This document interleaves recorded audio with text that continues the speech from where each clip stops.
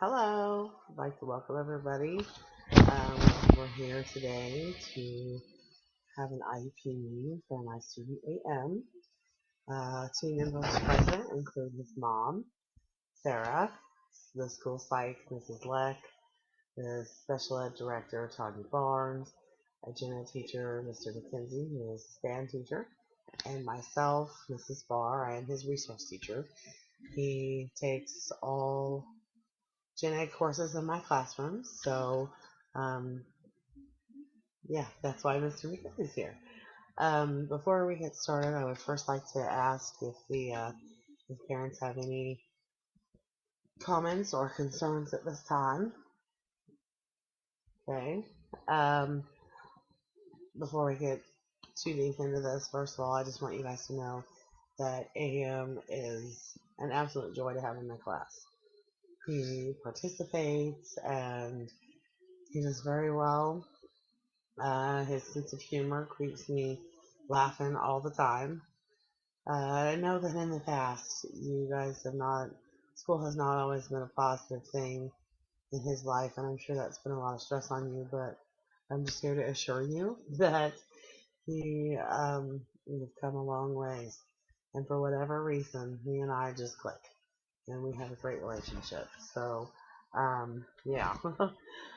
This semester I've had the chance to run three different types of assessments on AM, and we've done an informal assessment, which is basically um, things that we do in the classroom.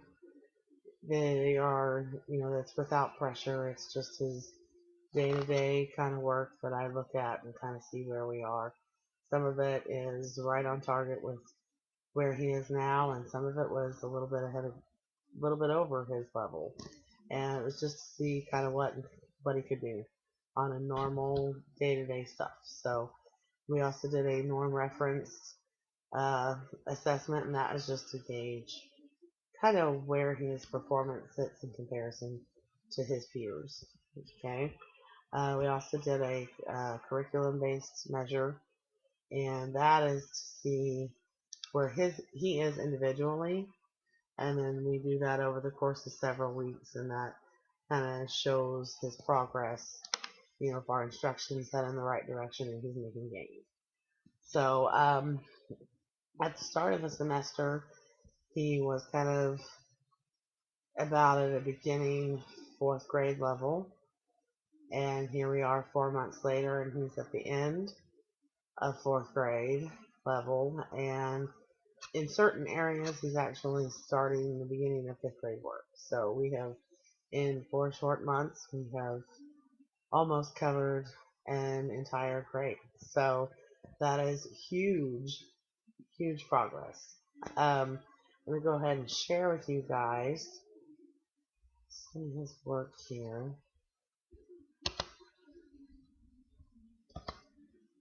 And first, we're going to take a look at the formal assessment data. And this was what I was talking about, his normal day-to-day work. And he completed a read and discover, which is basically common misused words, and he had to pick the correct word in the context, and he got all of them right. And that is the fifth grade worksheet. So, yeah, so in that area, I'd say he's definitely proficient. The next one we did was the closed reading passage, and they have to use a word bank and kind of figure out where the words go in the passage. And he got a 76% on that, which is still great.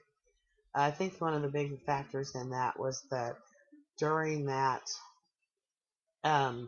he kind of got to the end and realized that he had some words in the wrong place. And instead of going back and making those changes when he figured it out, he just kind of accepted his fate, I guess, and moved on. Just completed it with what he had instead of going back and erasing and making those changes. The last one we did was a close reading, and it's where they read a passage and they kind of complete different tasks. Sometimes it's underlining information, using context clues, defining words, answering comprehension questions, and he got an 87% on that. And really, I think the only reason he mainly got docked on that one was because the written answers are supposed to be in a sentence format, and he just kind of wrote his thoughts instead of, really taking the time to put them in a sentence form. The next one we're going to look at is the norm referenced assessment, and this is the STAR assessment. Our school district, all kids K through 6 take this assessment 4 times a year. I personally, I use it as well. A lot of the other junior high and high school teachers do too, and it's just, math. The math teachers use it to assess where they're at in math and English and so forth. So we took that test for my room, and you can see that his grade equivalent on that assessment was a 4.0, and that was earlier this semester. So that's kind of where some of that initial data came from. And this is a look at the curriculum-based measure assessment. And what I used there was the Dibbles assessment, and that is an assessment that also is used.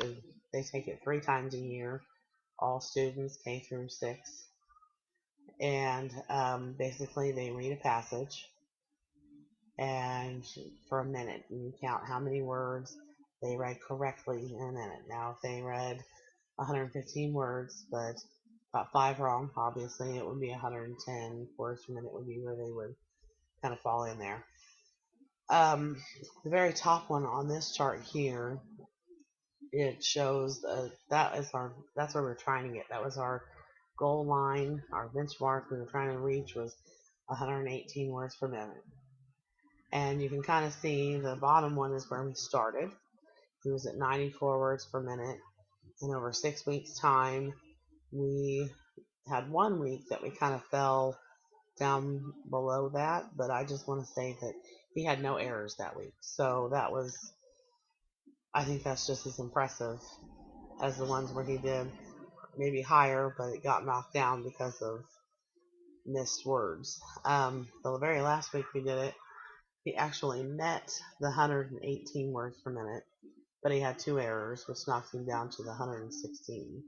So, very big gains though. I mean, he went from, 94 words per minute to 116 words per minute in a short period of time. That's pretty incredible, really.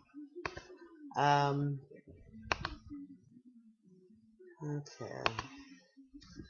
All right. So, a few strengths of his that I absolutely love about him is his willingness to work. I have some that will fight you tooth and nail just to get one thing accomplished, but he does not like having incomplete assignments.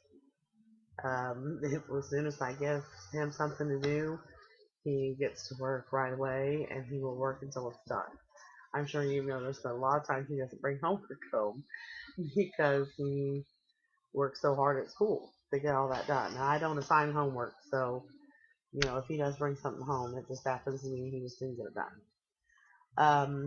Another great strength of his is that he volunteers to read, and he will participate in a group setting. And some of my kids, if they know that they're not the best readers or something, it is hard to get that confidence built up so that they will read in front of people, and he just does it. And he does a very good job of it. Another thing would be that he is very willing to help others without being asked to do so. Sometimes in a lot of different subjects, sometimes especially social studies, I have one other student that takes a little bit more time, and I don't know how many times that I have seen AM go over and sit with him and work on getting his assignment done. He'll help him out in every way that he can.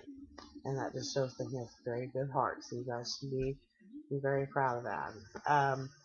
Weaknesses, obviously, going over the data and everything, we know that he is not quite read on level. He struggles with reading fluency, and I think most of that is just due to his reading rate. We're working on getting him to read a little faster, and keep an eye on those mistakes that he's reading. Another little weakness he has, and kind of goes back to that page that I was talking about for the informal assessment, and he just, when he becomes frustrated, and he will not always go back and either check his work, or when he knows that he catches a mistake and he did something wrong, he doesn't go back and fix those. So that is something that I would like for him to kind of work on a little bit, is that grit, going back and taking responsibility, like knowing we made a mistake and then just going and fixing it. And a lot of times it wouldn't take him much time, he just makes that conscious decision to not do it.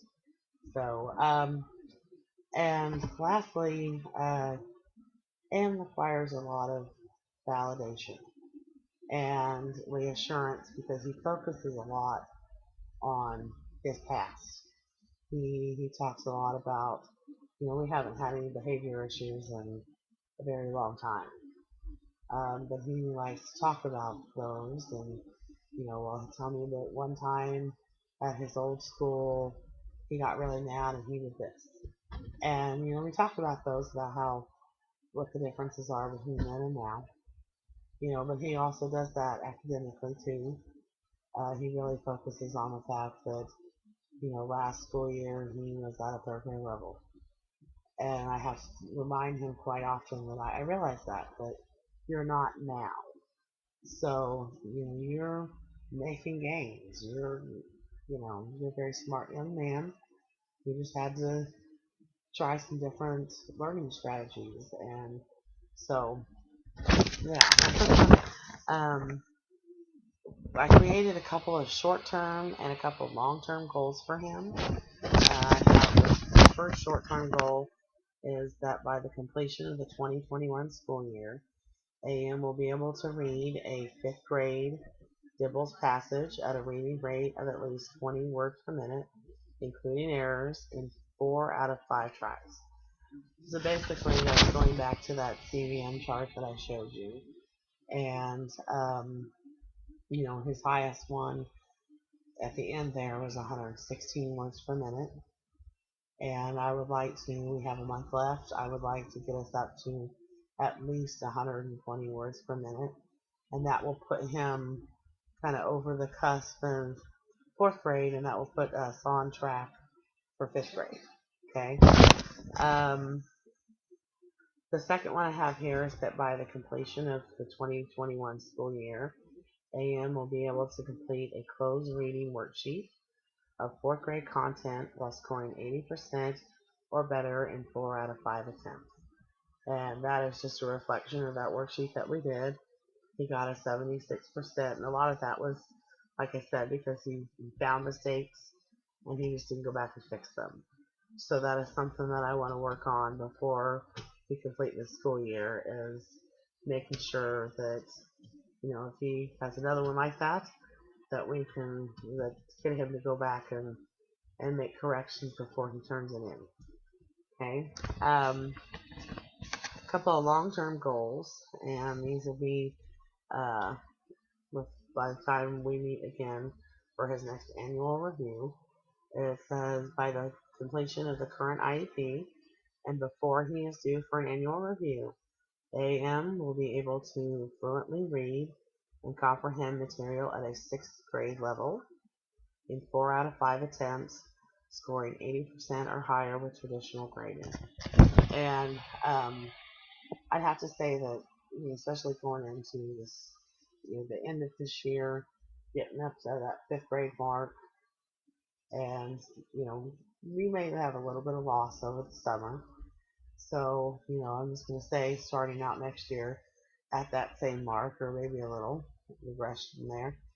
I don't think it is going to be hard for us to get him up to that sixth grade reading level.